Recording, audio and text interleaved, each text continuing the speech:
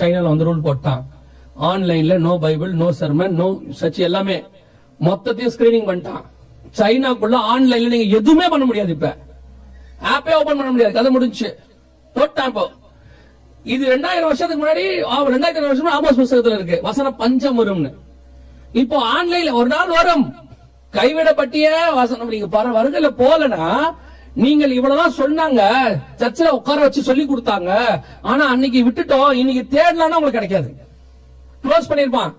இப்ப ஆப் இருக்கு, ஆப் எல்லாம் க்ளோஸ் பண்றது எவ்வளவு நேரம் நினைக்கிறீங்க? வாட்ஸ்அப்பை நிறுத்திட்டா என்ன ஆவீங்க? க்ளோஸ் பாருங்க, இதெல்லாம் விட்டுருங்க. நெட்டை நிறுத்திட்டா என்ன ஆவீங்க? கதை முடிஞ்சிடும். இதுவே ரட்சணிய காலம், டோர்ஸ் ஆர் ஓபன். இப்பவே நீங்க உள்ள போய் இதை அள்ளி சாப்பிட்டா தான் உண்டு, இல்லன்னா ரொம்ப கஷ்டம். யூதா என்ன பண்ணணும் தெரியுமா? ஒரு காலத்துல போய் பைபிள் வசனத்தை மொத்தத்தையும் அழிக்கிறதுக்கு எல்லாம் ஆர்டர் போட்டாங்களாம். என்ன பண்ணாங்களாம் தெரியுமா? அவ்வளவு ஆச்சரியமா இருக்கு அவன் பண்ணதை கேட்டா. அவனால எவ்வளவு எழுத முடியுமோ அவன் எழுதுனானா, கல்லுல உட்காந்து செதுக்குனானா, தோல்ல சுள்ள எழுதுனானா, எழுதி எழுதி எழுதி போட்டு மண்ணுக்குள்ள போச்சு வச்சானா, ஏதோ ஒரு மண்பாண்டத்துக்குள்ள போட்டு எவ்வளவு முடியுமோ அவளை செஞ்சானா. ஆனா எல்லாம் காணாம போயிடுச்சு. ஆனா திருப்பி எப்படி கொண்டாதான தெரியுமா? ஒருத்தரா உட்காந்து ஒவ்வொரு அதிகாரமும் மனப்பாடம் பண்ணானா, மெமரி பண்ணானா, திருப்பி கேட்கும் போது சொன்னானா அப்படியே எடுத்து. இப்பவும் சொல்றேன், வெளியே இருக்கிற டிஜிட்டல் வேதமா இருக்கட்டும், பிரிண்டட் வேதமா இருக்கட்டும், காணாமல் போக வாய்ப்பு இருக்கு. உனக்குள்ள இருக்கிற வேதம் தான் காணாமல் போகாது. நீங்க படிக்கணும் உட்காந்து, எவ்வளவு பெரிய விஷயம். இன்னும் ஒரே ஒரு காரியம் இருக்கு, நான் சொல்லிட்டு முடிக்கிறேன். இனி நடக்க போறது இது ரெண்டும் சொன்னபடி துல்லியமா நடந்திருக்கு. நீங்க வேணா சகரியா புஸ்தகத்தை வாசிங்க. அடுத்து என்ன வருது நாங்க வசனம் சொல்லுது. சகரியாவின் புஸ்தகம் 1ஆம் அதிகாரம் 8வது வசனம் வாசிங்க. இதோ இன்று ராத்திரி சிவப்பு குதிரையின் மேல் ஏறியிருந்த ஒரு புருஷனை கண்டேன். அவர் பள்ளத்தாக்கையில் இருக்கிற மிருது செடிகளுக்குள்ளே நின்றார். அவருக்கு பின்னாலே சிவப்பும் மங்கின நிறமும் வெண்மையுமான குதிரைகள் இருந்தன. அதுக்கு அடுத்து என்ன வரணும்? சிவப்புக்கு அடுத்து மங்கின நிறம் உள்ள குதிரை வரணும். இப்ப சிவப்பு வந்திருக்கு, கருப்பு வடக்குக்கு போயிருக்கு. இது ரெண்டுத்துக்கும் வசன ஆதாரம் இருக்கு, சம்பந்தப்பட்ட காரியமும் நடந்துட்டு இருக்கு. நீ விசுவாசித்தால் தேவனுடைய மகிமையை காண்பாய். இப்பவும் சொல்றேன், ஒரு அசட்டையா அதெல்லாம் சும்மா இதெல்லாம் இப்ப இல்லாம இருக்கு அப்படின்னு எடுத்துட்டா உங்க இஷ்டம். நான் எப்பவும் சொல்லுவேன், முடியுமோ தான் சொல்லுவேன். நான் இப்பவே சொல்றேன், நான் உங்களுக்கு சொல்ல வேண்டியது ஆண்டவர் அனுப்பினது உங்களுக்கு சொல்லிட்டு இருக்கிறேன். உங்கள் ரத்த பழிக்கு நான் நீங்களா இருக்கிறேன். ஏற்றுக்கொள்றதும் ஏற்றுக்கொள்ளாததும் உங்க கையில தான் இருக்கு. உங்களுக்கு சொல்ல மட்டும் தான் ஆண்டவர் எனக்கு அனுப்பி இருக்கிறாரு. இங்க பலவந்தப்படுத்தப்படல, சொல்லப்படுது. ஆனால் ஒரு நாள் வரும். இப்ப அடுத்து ஒண்ணு வரப்போகுது. சிவப்பு குதிரைக்கு பின்னாடி என்ன வரும்? மங்கிய நிறமுள்ள குதிரை வரும். மங்கிய நிறமுள்ள குதிரை என்ன செய்யும்? வாசிங்க, வெளிப்படுத்தல் 6:8 வாசிங்க பாப்போம். நான் பார்த்தபோது இதோ மங்கின நிறமுள்ள ஒரு குதிரையை கண்டேன். அதன் மேல் ஏறியிருந்தவனுக்கு மரணம் என்று பெயர். அடுத்து என்ன வரப்போகுது? மிகப்பெரியதான மரணம், உலகளாவிய மரணம் வரப்போகிறது. அந்த மரணத்துக்கு 4 காரியங்கள் காரணமாக இருக்கும். தொடர்ந்து வாசிங்க. பாதாளம் அவன் பின் சென்றது பட்டயத்தினாலும். எதனால? மிகப்பெரியதான யுத்தம் ஒன்று வரப்போகிறது. என்ன வரப்போகுது? யுத்தம். இந்த யுத்தம் எது அப்படின்னு கேட்டீங்கன்னா, எசேக்கியேல் 38:8 மிக முக்கியமான ஒரு யுத்தம் வந்துகிறது. அந்த யுத்தம் இஸ்ரவேலுக்கு சம்பந்தப்பட்ட யுத்தம். கடைசி காலத்துல வரணும். கொஞ்சம் வேகமா வாசிங்க பாப்போம். 38:16 எசேக்கியேல் 38:16 வாசிங்க. நீ தேசத்தை கார்மேல் மூடின என் தேசமாகிய இஸ்ரவேலுக்கு விரோதமாக எழுப்பி வருவாய். கடைசி நாட்களிலே இது சம்பவிக்கும். கடைசி நாட்களில் இது சம்பவிக்கும் அப்படின்னு இருக்கு. சோ கடைசி நாட்களில் சம்பவிக்க வேண்டியதான ஒரு யுத்தம் ஒன்று வரும். எதுக்கு? இஸ்ரவேலுக்கு எதிராக வரும். இஸ்ரவேலுக்கு எதிராக எந்த இடத்துல வரும்? 39:2 வாசிங்க. 39:2. நான் உன்னை திருப்பி உன்னை 6 துறடுகளால் இழுத்து உன்னை வடபுறங்களில் இருந்து எழும்பவும் இஸ்ரவேல் மலைகளில் வரவும் பண்ணி. எங்க வருவாங்க? இஸ்ரவேல் மலைகளுக்கு விரோதமாக வருவாங்க. எசேக்கியேல் 38:8 அது இருக்கு. இதுல பாதியில இருந்து வாசிச்சீங்கன்னா உங்களுக்கு தெரியும். 38:8 வசனம் சொல்லுது, நெடுநாள் பாழாய் கிடந்து பிற்பாடு ஜாதிகளிலிருந்து கொண்டு வரப்பட்டவர்கள் எல்லோரும் சுகத்தோட குடியிருக்கும் இஸ்ரவேலின் மலைகளுக்கு விரோதமாய் வருவாய். எதுக்கு விரோதமா சண்டை வரப்போகுது? மலைகளுக்கு விரோதமாய் வரும். இதுதான் கடைசியா வர வேண்டிய யுத்தம். கடைசி நாட்களில் சம்பவிக்கும். இந்த யுத்தம் ஆரம்பிச்சிருச்சு. இந்த யுத்தம் ஆபரேஷனல் அலெக்சா பிளட்னு சொல்லி 2023 அக்டோபர் மாசம் 7ஆம் தேதி ஆரம்பிச்சிச்சு. இந்த யுத்தம் எதுக்காக ஆரம்பிச்சிச்சுன்னா, இஸ்ரவேல்ல இருக்கிற இந்த மலைக்காக தான் ஆரம்பிச்சிச்சு. இந்த யுத்தம் இது அந்த இடத்துல இருக்கிறது அலெக்சா. அதுக்கு பேர் தான் அலெக்சா பிளட் அப்படின்னு சொல்லுவாங்க. இது எங்க இருக்குன்னா டெம்பிள் மவுண்ட் அப்படிங்கிற இடத்துல தான் இருக்கு. கீழே இருக்கிறது கோலன் ஹைட்ஸ். இது சிரியாவுடைய பார்டர்ல இருக்கு. இந்த 2 மலைகளுக்காக தான் சண்டை ஆரம்பிச்சிச்சு. அதுல குறிப்பா அந்த மலைக்கு தான் சண்டை ஆரம்பிச்சிச்சு. இதுக்கு பேர் அலெக்சா ஃபிளட் அப்படின்னு சொல்லுவாங்க. இது ஆரம்பிச்சிருச்சு. இப்பவும் சொல்றேன், மங்கிர நிறமுள்ள குதிரையினுடைய காலம், அதுக்கான யுத்தம் ஆரம்பிச்சிருச்சு. ஃபர்ஸ்ட் நடக்க வேண்டிய யுத்தம் ஆரம்பிச்சிருச்சு. கோவிட் வரதுக்கு முன்னாடியே ஆண்டவர் எழுதி வச்சிருந்தாரு. WHO சொல்லுச்சு. இதை எடுத்துட்டு நாங்களும் வந்து சொல்லிட்டு இருந்தோம், ஒண்ணு வரப்போகுதுன்னு. அன்னைக்கு நீங்க யாரும் கேட்கற மாதிரி தயாராக இல்ல. அன்னைக்கு எங்களுக்கு பேரு பயமுறுத்துறாரு, அது பண்றாரு, இது பண்றாரு. 2018 வந்துச்சு. 10 கோடி பேருக்கு மேல போயிட்டாங்க. இப்பவும் திருச்சபைக்கு சொல்றோம், அது எல்லாத்தை விட மிக மோசமான காலம் ஒன்று வருகிறது. இப்ப 3rd வேர்ல்ட் வார் ஸ்டார்ட் ஆக போகுதுன்னு எல்லாரும் சொல்றாங்க. இங்க அதோட ஸ்டார்டிங் பாயிண்ட் நடந்துருச்சு.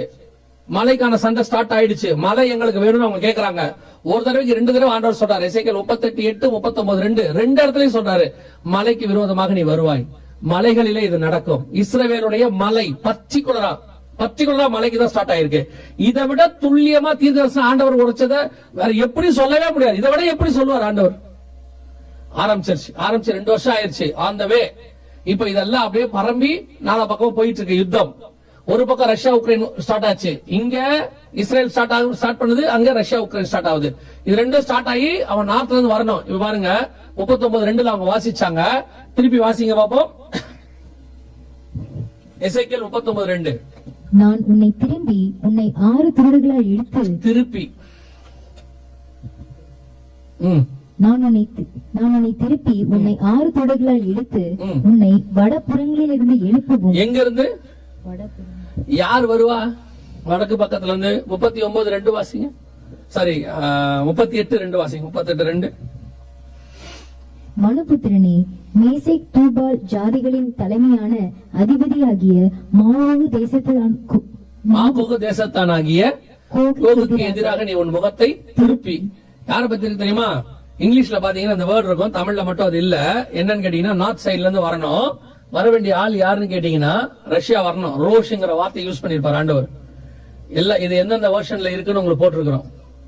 ரோஷ் அப்படிங்கிற வேர்ட் பர்டிகுலரா இருக்கும். எங்க இருந்து வரணும்னா வடக்கு பக்கத்துல இருந்து வரணும். மேல இருந்து Coke, Magog, Komar, தொகர்மா, Persia, Libya, Ethiopia, இவங்க எல்லாம் வரணும். அதெல்லாம் இருக்கு. நான் சொல்றது எசேக்கியேல் 38:5-6 வசனங்கள்ல இருக்கு. இன்னைக்கு உள்ளவங்க யாருன்ற மேப்பை கொடுத்திருக்கிறோம். இவங்க வரணும். இதுல நல்லா கவனிச்சு பாத்தீங்கன்னு சொன்னா, இப்ப இதுல உள்ளவங்க எல்லாரும் உள்ள வந்தாச்சு. எல்லாரும் ஆளாளுக்கு ஒரு பக்கம் உள்ள வர தொடங்கியாச்சு.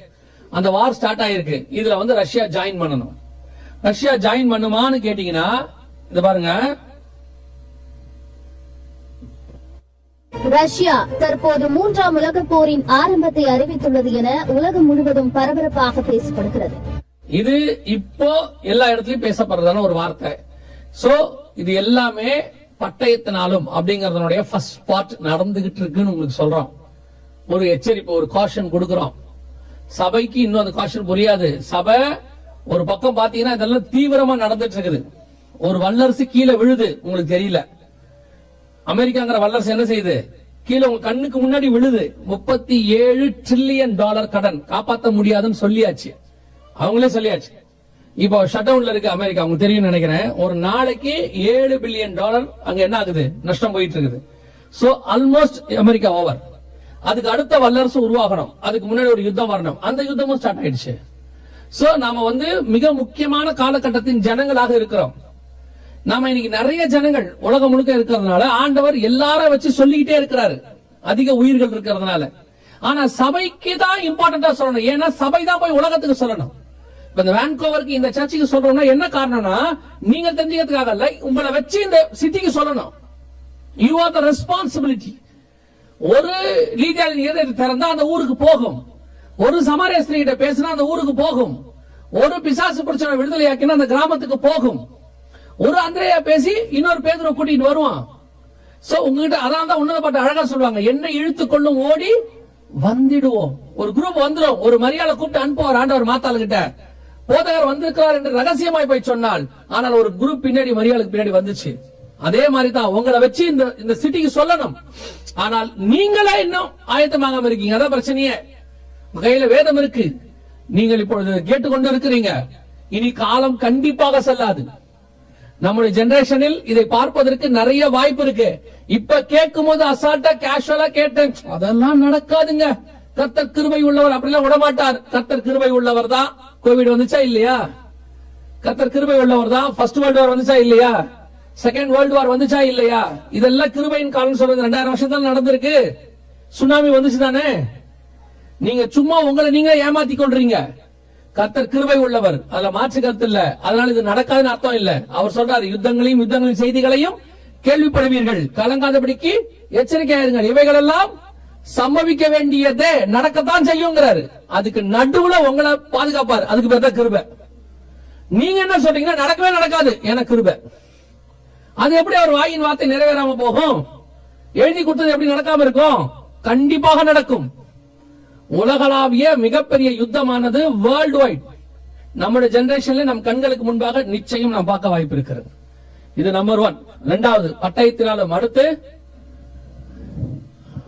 பஞ்சத்தினாலும். அடுத்து என்ன இருக்கு? 6, 8 வெளிப்படுத்த விசேஷம். பட்டயத்தினாலும் பஞ்சத்தினாலும். மிகப்பெரிய பஞ்சம் ஒண்ணு வேர்ல்டு வைட் ஸ்டார்ட் ஆயிடுச்சு. அதையும் தாண்டி தண்ணி பஞ்சத்துல இருந்து, காத்து பஞ்சத்துல இருந்து எல்லாம் நடக்குது. இப்போ ஒவ்வொன்னா எக்ஸ்பிளைன் பண்ணோம்னா இது ஒரு மணி நேரம் ஆகும்.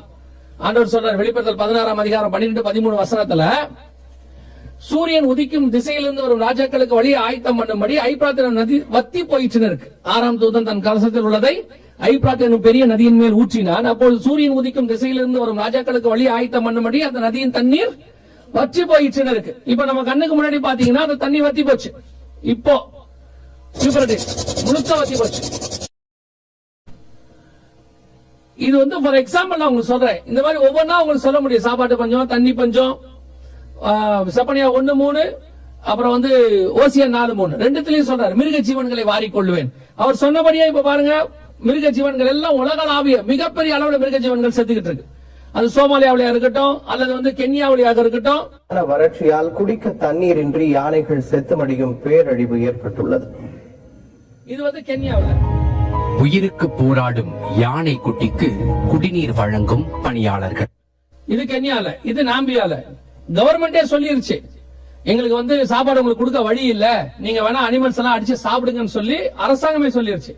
ஜனங்களை வந்து சாப்பாடு அடிச்சு சாப்பிட சொல்லியாச்சு.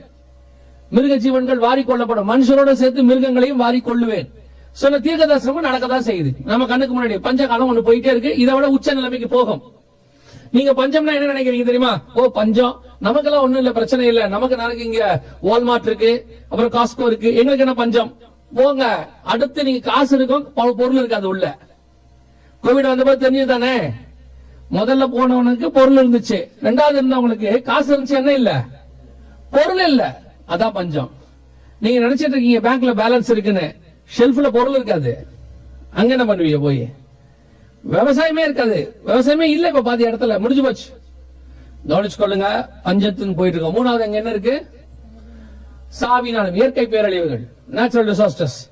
அதை நீங்க போய் பாத்தீங்கன்னு சொன்னா அது இன்னும் அதிகமா போயிட்டே இருக்குது. இதெல்லாமே 2024ல இருந்து 26 வச்சு 25 வச்சிருக்கோம்.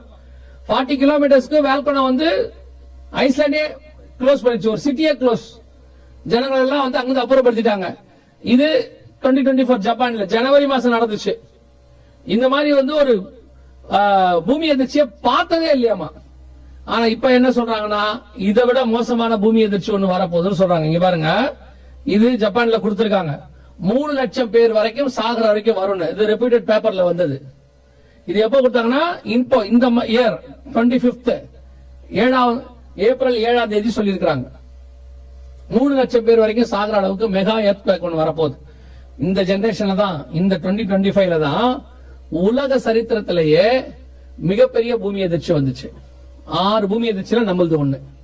8.5 என்னமோ ரஷ்யால வந்துச்சு. இப்ப 8.1 நினைக்கிறேன், 8.5. இது உலகம் உண்டானதுல இருந்து இந்த பூமி எதிர்ச்சி தான். 6 பூமி எதிர்ச்சியில இது ஒண்ணுன்னு சொல்றாங்க. நம்முடைய காலகட்டம் பூமி எதிர்ச்சிகளுடைய காலம்னு சொல்றாங்க.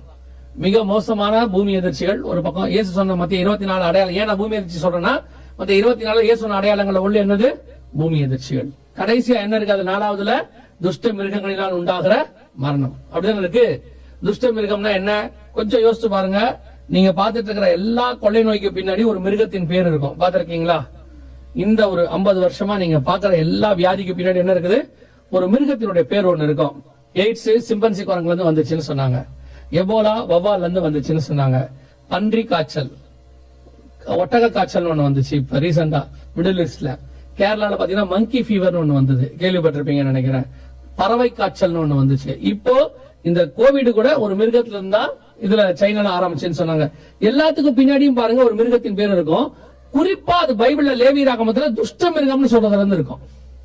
லேவியராகமத்துல எது துஷ்ட மிருகம் ஆண்டவர் சொல்றாரோ அதுல இருந்து 99% அப்படிதான் இருக்கும். இப்ப அதை விட பெரிய விஷயம் என்னன்னு கேட்டீங்கன்னா, ஒரு ப்ரூஃப் என்னன்னு கேட்டீங்கன்னா, இது 100 மடங்கு ஆபத்தான வைரஸ்கள் ஆஸ்திரேலிய ஆய்வகத்திலிருந்து மாயமாகி இருப்பதாக அந்நாட்டு அரசு அறிவித்திருப்பது உலக நாடுகளை அதிர்ச்சிக்குள்ளாக்கியுள்ளது. இதன் அபாயம் பற்றி வைரஸ் ஆராய்ச்சியாளருடன் சிறப்பு செய்தியாளர் ரஞ்சித் நடத்திய கலந்துரையாடல் இது. கிட்டத்தட்ட 315 வைரஸ் காணும். 315 வைரஸ், அத்தனையுமே மிருகத்தின் வைரஸ். இது அத்தனையும் என்ன செய்யும் கேட்டீங்கன்னா, அவங்க பின்னாடி சொல்லுவார் ஃபுல்லா பேசினா, உலக மக்கள் தொகையில 15% பேர் பாதிக்கப்பட வாய்ப்பு இருக்குதுன்னு சொல்வார். அத்தனையும் மிருகத்தினுடையது, கொடிய மிருகத்தினுடையது. ஓநாய் இந்த மாதிரி உள்ளதெல்லாம் வைரஸை எடுத்து அவங்க டெஸ்ட் பண்ணிட்டாங்க லேப்ல. 315 வைரஸ் காணும். நீங்க நினைக்கிற மாதிரி அது ஏதோ ஒரு அலமாரியில வச்சுலாம் காணாம போல. வேர்ல்டுல சேஃபஸ்ட் பிளேஸ் அது. அவ்வளவு இருக்கு. எப்படி காணாம போச்சு இன்னை வரைக்கும் அது என்ன ஆச்சுன்னே தெரியாது. இப்ப WHO என்ன சொல்லுது கேளுங்களேன். விட மோசமான மற்றொரு பெருந்தொற்றை எதிர்கொள்ள தயாராக இருக்குமாறு உலக சுகாதார நிறுவனத்தின் தலைவர் டெட்ராஸ் அதானம் எச்சரித்துள்ளார். கொரோனாவை விட மிக மோசமான ஒன்று பிரிப்பராக சொல்றாரு. டிசீஸ் எக்ஸ் வருது. இது எப்ப சொன்னது? 2024 ஜனவரி 21 டேட் போட்டுருக்கு பாருங்க. ப்ரிப்பேர் இன்னொன்னு வருதுங்கிறாரு. இவங்க 2018ல சொன்னாங்க, இது 2024. சோ இயேசு சொன்ன 4 வகையும் இப்ப ரெடியா இருக்கு. இதுல ஒன்னே ஒண்ணுதான் உங்களுக்கு எனக்கும் ஆண்டவர் முன்னாடி சொல்லியிருக்காரு, அவ்வளவுதான். இப்ப சர்ச்சுடைய வேலை 2 வேலை மிக முக்கியமான வேலை இருக்கு. நான் சொல்லிட்டு முடிக்கிறேன். முதலாவது ஆயத்தப்படணும். ஆயத்தப்படுதுன்னா என்ன? முதலாவது நீங்கள் இதுக்கு நடுவுல வருகை சம்பவிக்க போகுது. எப்ப வேணாலும் வரலாம். வரும் நாளாகிலும் நாளிகை ஆகிலும் பிதா ஒருவர் தவிர மற்ற ஒருவரும் அறியான். ஏன்னா வெளிப்படுத்தல் மன்னிக்கணும், மத்திய 21:28 லூக்கா 21:28 இயேசு சொல்றாரு, இவைகள் சம்பவிக்க தொடங்கும் பொழுது உங்கள் மீட்பு சமயமாக இருப்பதால் நீங்கள் நிமிர்ந்து பார்த்து தலைகளை. இவ்வளவும் பைபிள்ல தான் பேசியிருக்கோம். நல்லா தெரிஞ்சுக்கொள்ளுங்க. பைபிள்ல சொன்னதுக்கான ப்ரூஃப்ஸ் மட்டும் தான் பார்த்திருக்கோம். நம்முடைய ஆண்டவர் அவ்வளவு தெளிவா எழுதி கொடுத்துட்டு போயிருக்காரு எல்லாத்தையும். நீங்க ஒண்ணுமே அவர்கிட்ட சொல்ல முடியாது. தெரியாது, அறியாது, புரியாது, எதுவும் சொல்ல முடியாது. உங்களுக்கு தெரிஞ்ச மொழியில எழுதி கொடுத்தாரு. இன்னைக்குள்ள லாங்குவேஜ், இன்னைக்கு சங்க தமிழ் எழுதி கொடுக்கல, இன்னைக்குள்ள தமிழ் எழுதி கொடுத்திருக்கிறாரு. நம்ம அந்த காலத்துல ராஜாக்கள் பேசுங்களா, அந்த தமிழ்ல கூட இல்ல, இன்னைக்கு புரியுற தமிழ் எழுதி இருக்கிறாரு. இங்கிலீஷ்னா என்ன இங்கிலீஷ் வேணுமோ அந்த இங்கிலீஷ் எழுதி கொடுத்திருக்கிறாரு. அதையும் தாண்டி அதை சொல்லி கொடுக்கிற ஒரு சபைக்குள்ள உங்களை உட்கார வச்சிருக்கிறாரு. அதுல உங்களை கூப்பிட்டு வந்து உட்கார வச்சு இவ்வளவு சொல்லியும் கொடுத்திருக்கிறாரு. நீங்க அவர்கிட்ட எந்த சாக்கு பக்கம் சொல்ல முடியாது. இது நீங்க வருகையில போல ரொம்ப கஷ்டம்.